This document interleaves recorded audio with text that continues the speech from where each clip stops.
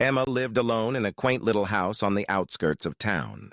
She loved the peace and quiet of her secluded home, but recently she had been feeling uneasy. She couldn't shake the feeling that someone was watching her. Small things began to go missing, like her favorite mug or a hairbrush. At first, she thought she was just being forgetful, but the sense of being observed never left her. One evening, Emma came home to find her front door slightly ajar. Her heart raced as she stepped inside, calling out, "Hello? Is anyone there?" The house was silent, but she noticed muddy footprints leading from the door to her living room. Panicked, she searched the house but found no one.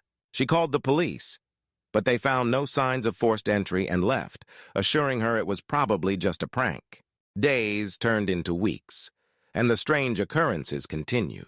Emma started locking herself in her bedroom at night, but even that didn't make her feel safe. She could hear faint creaking sounds like someone moving around in the house. One night, she woke up to the feeling of someone standing over her bed, but when she turned on the light, no one was there. She installed security cameras in hopes of catching the intruder.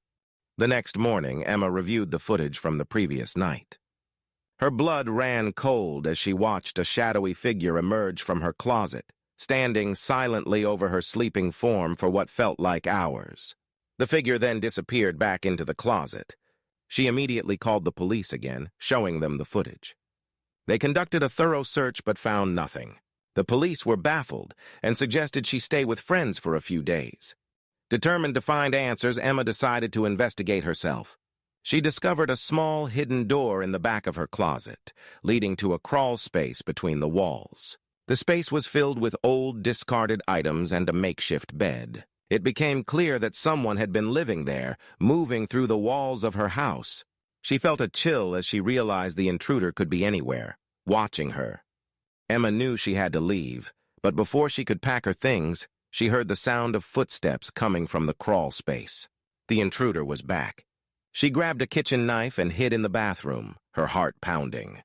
The door slowly creaked open, and she saw a man with wild eyes and a sinister grin. He lunged at her, and a violent struggle ensued. Emma managed to stab him, but he overpowered her, knocking the knife from her hand. In a desperate bid to save herself, Emma used her phone to call for help, but the man grabbed it and smashed it against the wall.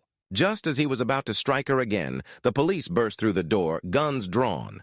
The man tried to flee, but was quickly apprehended. Emma was shaken but relieved to be alive. The intruder, a deranged squatter, was taken into custody. Emma moved out of the house the next day, but the trauma of the experience haunted her. She would never again feel truly safe, always looking over her shoulder, wondering if another invisible threat lurked just out of sight.